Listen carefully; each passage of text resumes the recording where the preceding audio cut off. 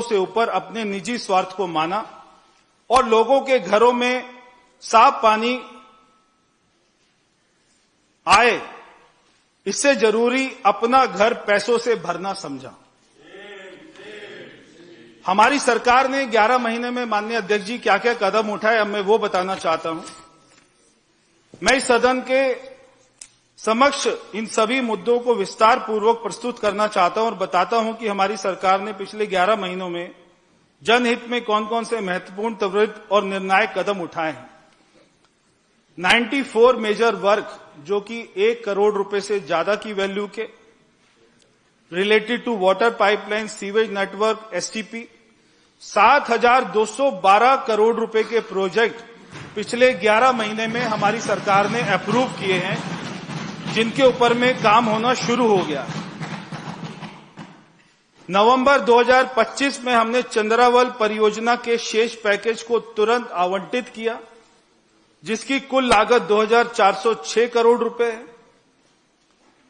मतलब सरकार का 303 करोड़ रुपए से 713 करोड़ रुपए, 399 करोड़ रुपए जो पिछली सरकार ने सारे कार्यों को लंबित किया, इससे सरकार को नहीं, दिल्ली की जनता को 399 करोड़ रुपए का अतिरिक्त बोझ उठाना पड़ा।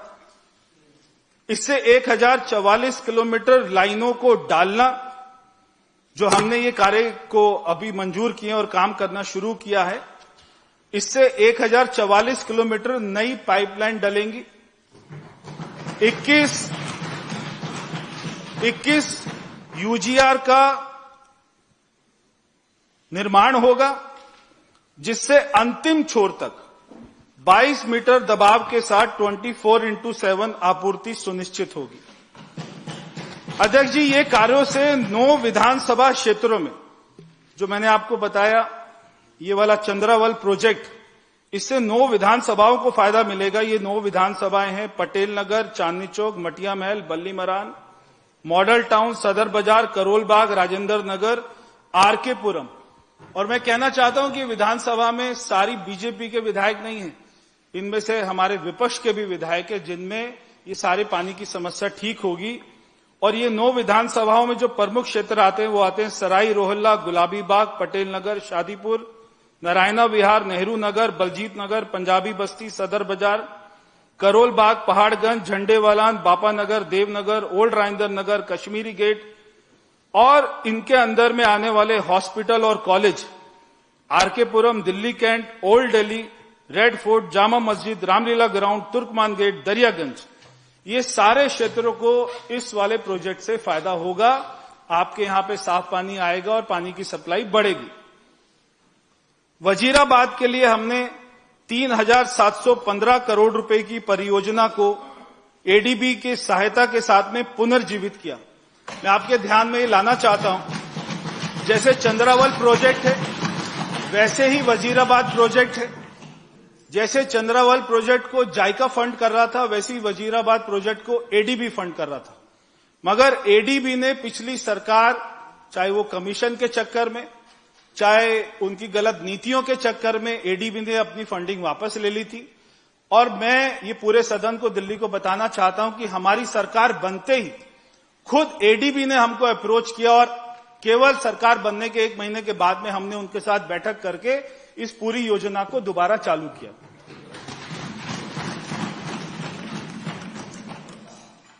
हमारी सरकार फरवरी में बनी थी और 28 अप्रैल 2025 को हमने पहली बैठक कर ली थी। ये योजना से क्या फायदा होगा? 1,697 किलोमीटर पाइपलाइन नई डाली जाएंगी। 14 यूजीआर का पुनर्निर्माण होगा और जो लोन प्रोसेसिंग है आज वो एडवांस स्टेज में पहुंच गया है। भारत सरकार की उसमें हमको मदद मिल रही है। इसमें अंतिम छोर तक 17 मीटर दबाव के साथ 24/7, यानी कि अभी हमारे माननीय सदस्य सतीश जी कह रहे थे कि 2 घंटा, 4 घंटा, 3 घंटा आती है। हम जो योजना पे काम कर रहे हैं 24/7 पानी की सप्लाई दिल्ली को मिलेगी। वजीराबाद योजना में कौन कौन से क्षेत्रों को फायदा होगा, मैं एक बार वो बताना चाहता हूं। इससे 11 असेंबली को फायदा होगा। पहले 9 असेंबली, 11 असेंबली, यानी केवल 2 प्रोजेक्ट से 20 विधानसभा क्षेत्रों को फायदा होगा। ये 11 असेंबली हैं: आदर्श नगर, मॉडल टाउन, तिमारपुर, मादीपुर, शालीमार बाग, वजीरपुर, त्रिनगर, शकुरबस्ती, बुराड़ी, रिठाला और बादली। और इनमें जो प्रमुख क्षेत्र होंगे: संजय गांधी ट्रांसपोर्ट नगर, बुराड़ी के क्षेत्र, मॉडल टाउन, केशवपुरम, पंजाबी बाग, शकुरबस्ती, जहांगीरपुरी, पीरागढ़ी, अवंतिका, पीतमपुरा, शालीमार बाग, ये सारे क्षेत्रों को ये हमारे वजीराबाद प्रोजेक्ट से फायदा होगा। बाकी ये तो हो गए 20 विधानसभा क्षेत्र की बात। बाकी पूरे दिल्ली को भी अध्यक्ष जी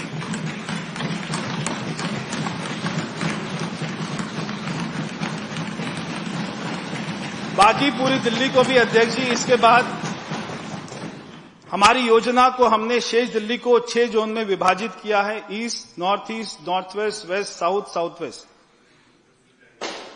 जो पुरानी डीपीआर बनी थी उसमें हमने नए कंसल्टेंट की नियुक्ति प्रक्रिया चालू कर दी है। इससे 4200 किलोमीटर नई लाइनों का प्रतिस्थापन, 54 यूजीआर नए बनेंगे, 1346 डीएमए नए बनेंगे और सभी का उद्देश्य शहर व्यापी 24/7 आपूर्ति, एनआरडब्ल्यूए का 15% तक कम करना और स्काडा से निगरानी करने का है। ये कामों से बहुत ही जल्दी आने वाले 2-3 सालों में 16,000 किलोमीटर नई पाइपलाइन में से 16,000 किलोमीटर जो दिल्ली में पाइपलाइन है उसमें से 7,000 किलोमीटर आने 2-3 सालों में सारी पाइपलाइनों को चेंज कर दिया जाएगा, नया डाल दिया जाएगा।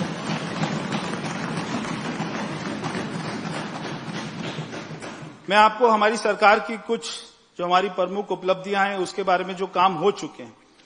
3 हमने नए प्राथमिक यूजीआर चालू किए गए। इसमें एक पल्ला में किया गया जिसमें 37 एमएलडी और ये यूजीआर से खेड़ा कला, नंगली पूना, लिबासपुर, कादीपुर, इब्राहिमपुर, बख्तावरपुर, ताजपुर कला, अकबरपुर, माजरा, पल्ला, झंगोला, संगूरपुर, होलंबी कला, ये सारे क्षेत्रों को फायदा मिलेगा। दूसरा यूजीआर बिजवासन में 9 एमएलडी का, इससे बिजवासन, कापासेड़ा, सलाहपुर और समालखा आदि क्षेत्रों को फायदा मिलेगा।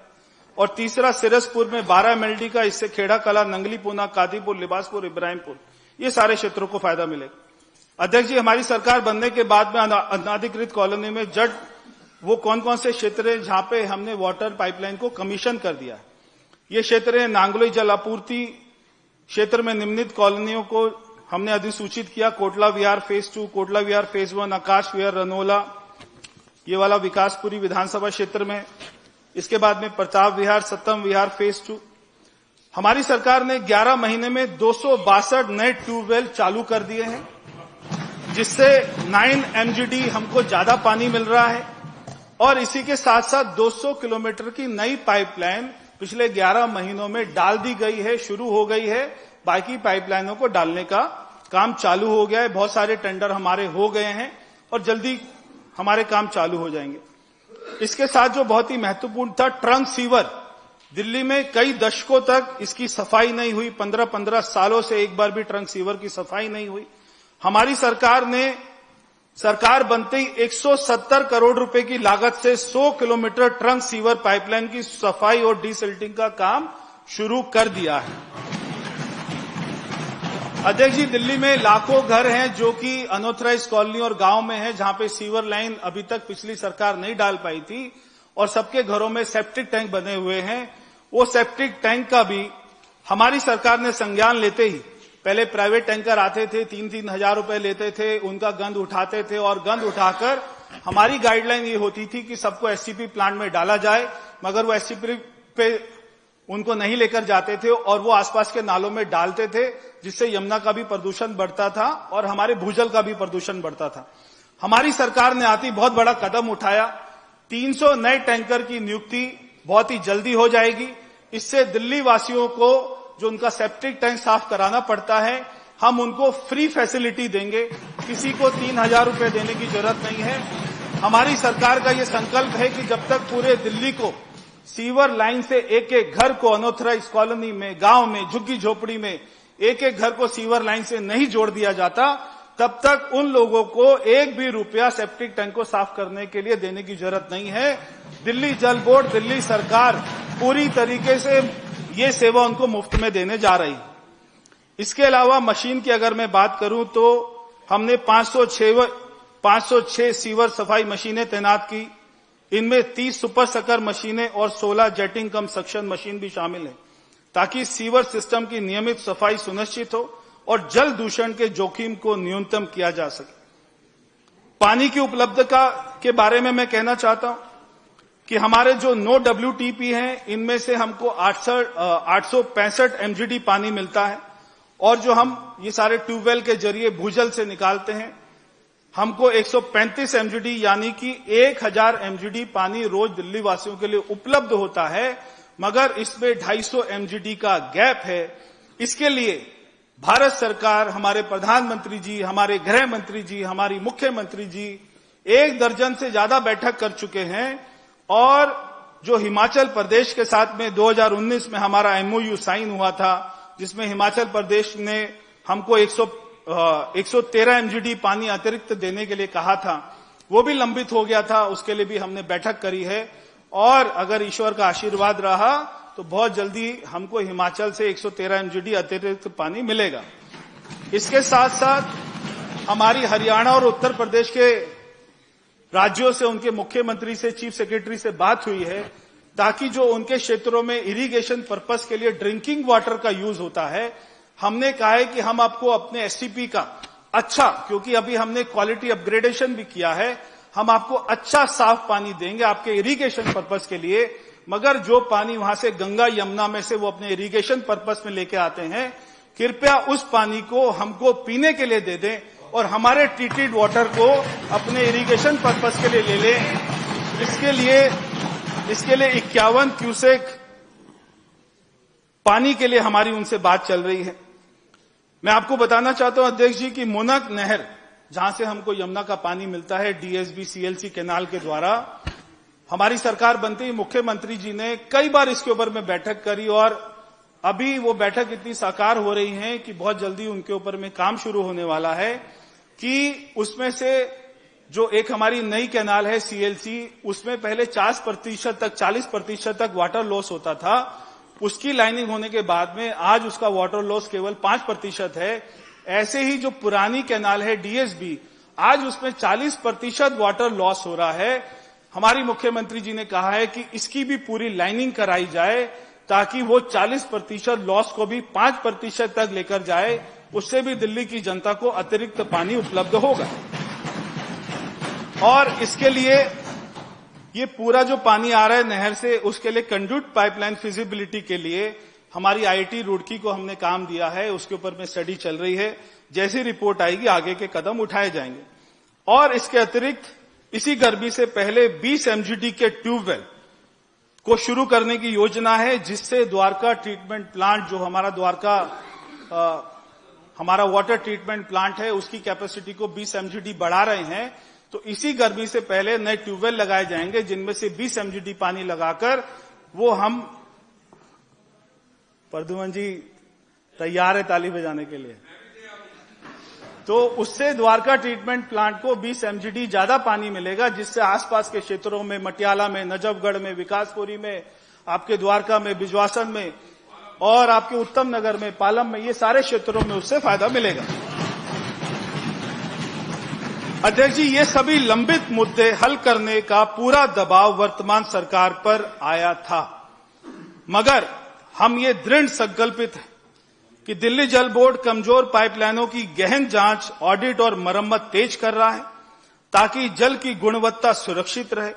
हम विभिन्न परियोजनाओं में 6,941 किलोमीटर से, यानी कि लगभग 7,000 किलोमीटर की अधिक पुरानी लाइनों के प्रतिस्थापन, और जो असीवरेज, जहां पर सीवर नहीं है, ऐसे क्षेत्रों में नेटवर्क विस्तार, और हर उपभोक्ता तक स्वच्छ जल पहुंचाने के लिए निरंतर प्रयास कर रहे हैं। मैं माननीय मुख्यमंत्री जी के द्वारा दिल्ली की जनता को विश्वास दिलाना चाहता हूं कि हम विरासत में मिली चुनौतियों पर विजय प्राप्त करेंगे और आधुनिक विश्वसनीय जल आपूर्ति प्रणाली प्रदान करेंगे। बहुत बहुत धन्यवाद।